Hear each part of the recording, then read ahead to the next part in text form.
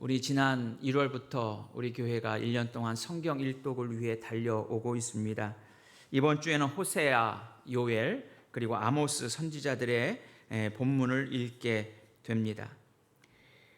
특별히 구약의 성경의 말씀은 하나님의 백성 이스라엘이 하나님의 백성으로 온전한 모습으로 살아가기를 원하시는 하나님의 깊으신 뜻이 그 속에 끊임없이 담겨져 있습니다. 우리 말 가운데 그런 말이 있지요. 달면 삼키고 쓰면 뱉는다. 그것은 내가 듣기에 좋은 말, 내게 유익이 되는 것은 내가 취하고 내가 듣기 싫은 말 혹은 나에게 이익이 되지 않는 것은 버린다라고 하는 것이지요. 결국은 그 취사 선택의 기준이 나에게 있다는 거예요. 그래서 내가 원하면 취하고 싫으면 거두어 버리는 그것이 바로 우리의 삶의 모습인 것을 보게 되지요. 특별히 요즘에는 더욱더 사기를 치는 사람들이 많아졌습니다. 시골에서 하루는 아들이 있는 서울로 부모님이 올라갔어요. 옛날에 서울역에서 부모님을 맞고는 보니까 부모님이 보니까 서울에는 높은 빌딩도 많고 세상에 얼마나 많은 사람들이 있는지. 그래서 이 부모님이 아들한테 묻습니다. 얘야, 이 많은 사람들이 뭘 해 먹고 사냐? 그러자 아들이 대답합니다. 예, 다 속여 먹고 살아요. 어쩌면 우리의 인생은 끊임없이 내 유익을 위해서 다른 사람을 속여 먹고 살아가는 인생인지도 모릅니다. 내게 유익이 된다면 우리는 무엇이든지 하려고 하는 것이 우리 인간의 모습이지요. 이스라엘 백성이 하나님의 백성임에도 불구하고 그들은 자신들의 유익을 위해서, 자신들의 편안을 위해서 하나님의 말씀을 따라 살기보다는 이방 신들을 섬기며 이방의 문화를 따르며 살아가게 됩니다. 그래서 하나님은 하나님의 백성이 하나님의 말씀을 따라 살 것을 끊임없이 말씀하시지요. 오늘 본문의 호세아 선지자는 이사야 선지자와 같은 동시대의 예언자였습니다. 북이스라엘이 BC 722년 멸망할 당시 즈음에 활동했던 선지자입니다. 북이스라엘이 아수르에 멸망한 후에 이제 남유다는 끊임없이 아수르의 공격을 당하게 됩니다. 마치 풍전등화의 모습으로 유다의 내일을 알 수 없는 상황이 지속되고 있지요. 그런 유다를 향해서 호세아 선지자는 끊임없이 불신앙과 타락상을 책망합니다. 그리고 회개를 촉구합니다. 그리고 그 회개할 때 하나님이 긍휼히 임하실 것을 선포했던 예언자가 바로 이 호세아 선지자입니다. 호세아는 구원하다라고 하는 뜻을 지닌 이름입니다. 다시 말해서 구원자라는 것이죠. 호세아를 여러분 읽게 되면 부정한 아내인 고멜 여인, 이 부정한 아내가 끊임없이 부정을 행함에도 불구하고 호세아는 그 아내를 용서하고 사랑합니다. 그 개인적인 경험과 개인적인 고백을 바탕으로 해서 호세아 선지자는 하나님이 우리의 남편이 되시고 우리의 신랑이 되셔서 끊임없이 부정하는 이스라엘 백성들을 끊임없이 사랑하고 계심을 선포하고 있는 것이 호세아 선지자의 전체의 말씀이지요. 우리는 회복과 부흥을 바라며 살아갑니다. 우리가 피곤하면 새 힘을 얻고자 합니다. 우리가 부족하면 더 좋은 삶을 살기를 원합니다. 넉넉한 삶을, 더 풍요로운 삶을 기대하며 살아갑니다. 이스라엘 백성들은 끊임없이 회복과 부흥을 위해 살아갑니다. 그러나 그들이 회복과 부흥을 바랐음에도 불구하고 그들은 하나님의 말씀과 하나님의 뜻과는 거리가 먼 자기의 유익과 자신의 이익을 위해서 살아왔던 것이죠. 그런 이스라엘 백성들에게 호세아 선지자는 말씀합니다. 오늘 우리에게 영적인 회복과 부흥을 기대하며 소망하는 오늘 우리에게, 우리 송탄 중북교회에 하나님께서는 이 호세아 선지자의 말씀을 통해서 말씀해 주시고 있습니다. 오늘 12절 말씀해 보면 너희가 자기를 위하여라고 말씀하고 있습니다. 이스라엘 백성들이 공의를 심고 인애를 거두라, 너희의 묵은 땅을 기경하라. 그렇게 하기 위해서는 자기를 위하여 하라는 것이지요. 자기의 유익에 익숙한 오늘 우리에게 너무나도 좋은 말 아닙니까? 우리가 예수를 믿고 신앙생활을 하고 하나님의 말씀을 따라 사는 것은 자기를 위해서 하라고 하는 것으로 우리는 이 말씀을 오해할 수 있습니다.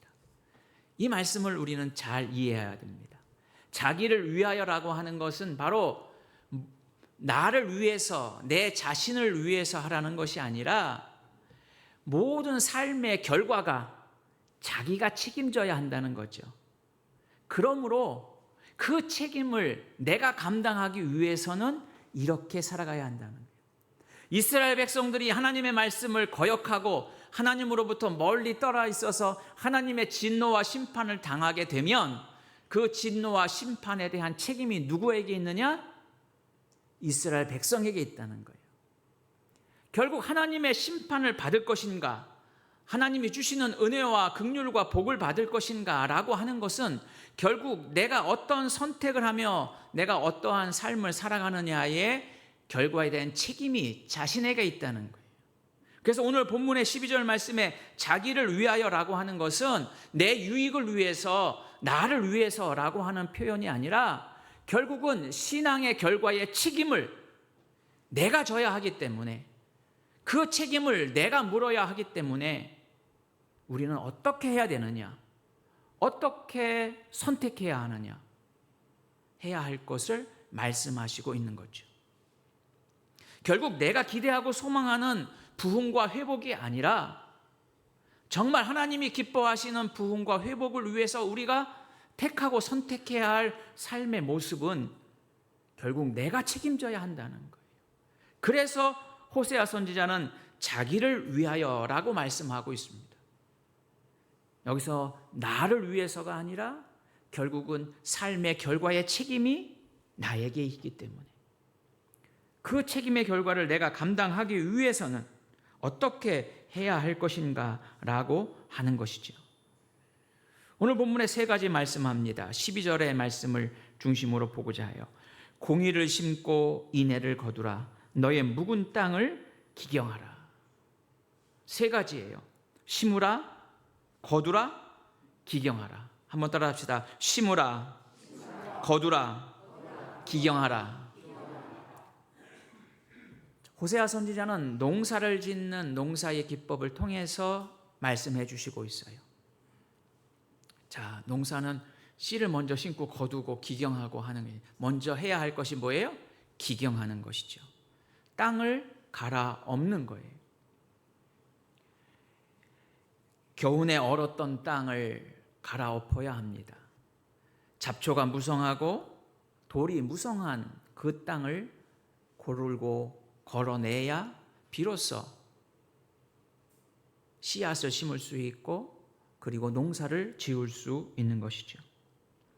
호세아는 농사의 이치를 가지고 우리에게 말하고 있습니다. 사실 땅만큼 정직한 것은 없습니다.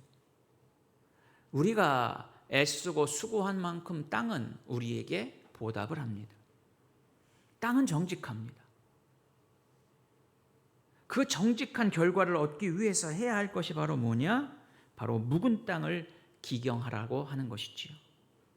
묵은 땅이라고 하는 것은 무엇입니까? 그것은 잡초로 가득하고 돌멩이가 가득하여 있는 것입니다. 잡초의 뿌리를 제거해야 옥토가 될 수 있습니다. 돌멩이를 골라내야 옥토가 될 수 있습니다. 바로 이 잡초와 돌멩이는 무엇입니까? 그것은 끊임없이 내 유익을 위해서 살아가는 우리의 욕망과 욕심입니다. 그리고 하나님에 대한 불신앙과 의심입니다. 그리고 세상을 사랑하는 우리의 욕망입니다. 그리고 우리의 교만에 묵은 땅이 있습니다. 이같이 끊임없는 욕망과 의심과 불신앙과 그리고 세상을 사랑하면서 살아가는 교만한 모습들의 묵은 땅을 기경하지 않고는 결코 우리는 하나님이 원하시는 회복과 부흥의 역사를 이룰 수 없음을 말씀해 주시고 있는 것이죠. 하나님을 우리가 묵은 땅을 기경해야 할 이유를 12절에 이렇게 말씀합니다. 지금이 곧 여호와를 찾을 때이기 때문이라는 거죠. 바로 지금이 하나님을 찾을 때라는 거예요. 이제껏 하나님을 찾지 않았고 하나님을 멀리하고 우상과 바알과 아세라 상 등을 섬겼던 이스라엘 백성들이 묵은 땅을 기경해야 되는데, 그 묵은 땅을 기경해야 할 이유는 뭐냐? 바로 지금이 여호와를 찾을 때이기 때문이라는 것이죠. 농사는 다 때가 있습니다. 그 때에 맞춰 밭을 기경하고 그 때에 맞춰 씨를 뿌리고 그 때에 맞춰 거두어야만 풍성한 수확을 거두게 되는 것이지요. 이제 논에 보면 모내기가 다 끝난 시기가 되었습니다. 필요할 때면 논을 갈아엎습니다. 또 때가 되면 논에 물을 댑니다. 그리고 때가 되면 모를 심습니다. 바로 땅을 기경해야 할 때, 그때는 어떤 것이냐? 바로 그것은 여호와를 찾을 때라는 거예요. 이제껏 이스라엘 백성들이 하나님을 멀리하고 외면하며 살아왔는데 이제는 묵은 땅을 기경하고 하나님을 찾을 때가 되었다라고 말씀하고 있는 거죠. 바로 하나님을 찾을 때라고 하는 것은 우리의 마음이 온전히 하나님께로 돌아서야 할 때임을 말씀하고 있는 것입니다. 이제껏 우리가 살아왔었던 삶의 방식대로가 아니라, 이제껏 살아왔던 내 생각과 내 삶의 모습이 아니라 하나님의 방법과 하나님이 원하시는 것으로 우리가 완전히 돌아서야 할 때가 되었기 때문에 우리는 그 밭을 기경해야 된다는 거죠. 묵은 땅을 기경하기 위해서는 쟁기로 갈아엎습니다. 그래야 풀도 죽게 되고 그리고 땅도 부드러워지게 되지요. 우리 안에 단단하게 자리 잡고 있는 내 욕망과 욕심과 이기심과 그리고 내 안에 있는 교만의 묵은 땅을 바로 회개의 삽으로 갈아엎지 않고는 우리가 온전히 부드러운 땅으로 변화될 수 없다라고 하는 것입니다. 사도 바울은 나는 날마다 죽노라고 고백합니다. 내 안에 있는 욕망과 교만과 아집, 그것을 끊임없이 하나님 앞에 내어놓고 내 자신이 날마다 죽는다고 고백합니다. 사도 바울이 그렇게 고백했는데 우리는 어찌 살아갈 수 있겠습니까? 사도 바울의 위대한 신앙의 모습이 오늘 우리에게도 있어야 합니다. 끊임없이 날마다 죽고 날마다 예수 그리스도로 새로워지는 끊임없는 묵은 땅을 귀경하는 삶을 통해서 우리의 영적 회복과 부흥이 이루어지게 될 줄로 믿습니다. 회개를 통할 때 온유하고 겸손한 심령으로 변화되게 됩니다. 우리가 날마다 하나님의 말씀으로 새로워져 기경되는 밭이 될 때 우리는 하나님이 원하시는 옥토로 변화되게 될 줄로 믿습니다. 두 번째로는 공의를 심으라 말씀하고 있습니다. 호세아 선지자는 우리에게 심으라 이야기하고 있습니다. 심는 행위와 동작보다 더 중요한 것은 무엇을 심느냐라고 하는 것이지요. 때가 되면 씨를 심어야 합니다. 때가 되면 모내게 모를 심어야 됩니다. 심는 것보다 더 중요한 것은 무엇을 심느냐라고 하는 것이지요. 모를 심으면 벼를 수확할 수 있습니다. 콩을 심으면 우리는 콩을 수확할 수 있습니다. 무슨 씨앗을 심느냐에 따라서 우리가 거둘 수 있는 것은 달라진다라고 하는 것이지요. 호세아 선지자는 이야기합니다. 공의를 심으라 말하고 있습니다. 공의는 무엇입니까? 그것은 바로 하나님의 의를 말하고 있는 것이죠. 세상의 사람들이 이야기하는 세상의 의나 내가 말하는 의가 아니라 바로 하나님이 말씀하시는 하나님의 의를 심을 것을 말씀하고 있습니다. 악을 심는 자는 결국 악을 거둘 수밖에 없습니다. 이스라엘 백성들은 끊임없이 악을 심었습니다. 그래서 하나님의 진노를 사게 됐고 하나님의 심판을 받게 되었습니다. 우리는 과연 무엇을 심으며 살아가고 있습니까? 우리는 끊임없이 악을 심는 자들이 아니라 하나님의 공의를 심는 자가 되어야 합니다. 우리는 6.25 전쟁 이후 너무나도 비참한 세계 최빈국 중에 하나였습니다. 그러나 선진국들의 많은 원조와 도움으로 우리는 사랑을 받았습니다. 그리고 그 사랑이 꽃을 피우고 열매를 거두게 되었습니다. 이제는 우리가 하나님의 사랑을 심을 때가 되었습니다. 우리 교회는 그 사랑을 심고자 이번 주에 라오스 학생들을 초청합니다. 여러분들은 무엇을 심으며 살아가고 있습니까? 정말 하나님이 기뻐하시는 하나님의 공의, 진리를 심는 자가 되어야 한다라고 하는 사실입니다. 스펄전 목사님은 우리의 마음속에 뿌려야 할 의의 씨를 4가지를 이야기했습니다. 첫 번째는 복음에 대한 확실한 지식의 씨를 뿌리라는 것입니다.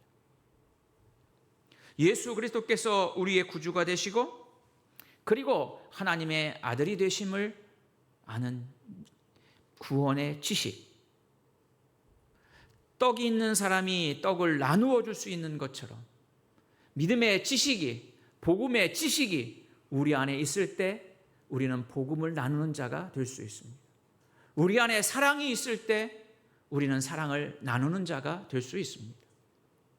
우리가 가지고 있는 복음에 대한 확실한 지식을 심으라는 것이죠. 두 번째는 그 복음에서 나오는 삶의 원리를 심으라 이렇게 이야기합니다. 그것은 바로 우리의 삶의 원리가 바로 세상의 이치가 아니라 복음에 근거한 하나님의 말씀에 근거한 신앙의 원리로 살아가야 된다는 거죠. 주일을 성수하는 이유, 우리가 하나님 앞에 11조를 드리는 이유, 삶의 원리, 이 모든 것이 바로 하나님의 말씀과 그리고 복음에 근거한 삶의 원리를 가지고 살아가야 한다라고 하는 거예요. 이 같은 복음에서 나오는 삶의 원리를 우리는 심고 살아가야 한다는 거죠. 세 번째는 체험적인 믿음을 심으라 스펄전 목사님은 이야기하고 있습니다. 믿음이라고 하는 것은 단순한 이론과 논리적인 추론이 아니라 바로 하나님과 내가 1대1로 만나고 인격적으로 만나는 놀라운 믿음의 체험이 있어야 한다라고 하는 것이죠. 그 믿음의 체험이 있을 때 우리는 뜨겁게 하나님을 사랑할 수 있습니다. 그 신앙의 경험과 체험이 있을 때 성령님께서 우리 가운데 강하게 역사하십니다. 네 번째로는 거룩함에 대한 열정을 심으라고 이야기하고 있습니다. 죄는 끊임없이 우리를 삼키려 하고 있습니다.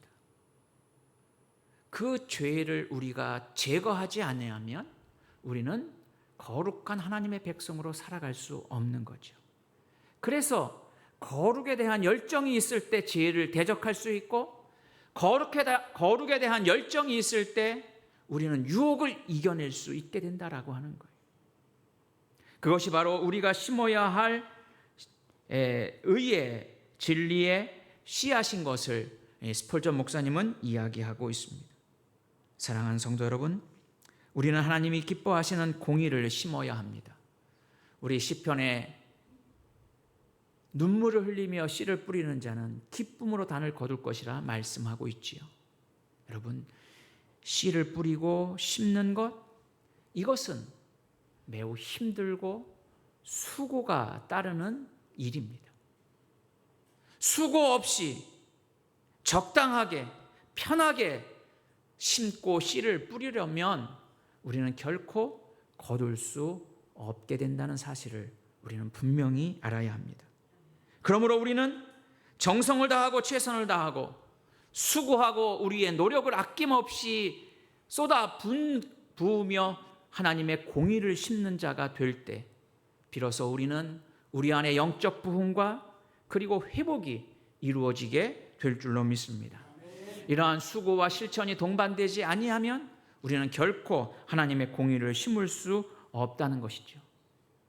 우리 주님도 말씀하셨습니다. 나더러 주여 주여 하는 자마다 다 천국에 들어갈 것이 아니요 다만 하늘에 계신 내 아버지의 뜻대로 행하는 자라야 들어갈 수 있다고 말씀하셨습니다.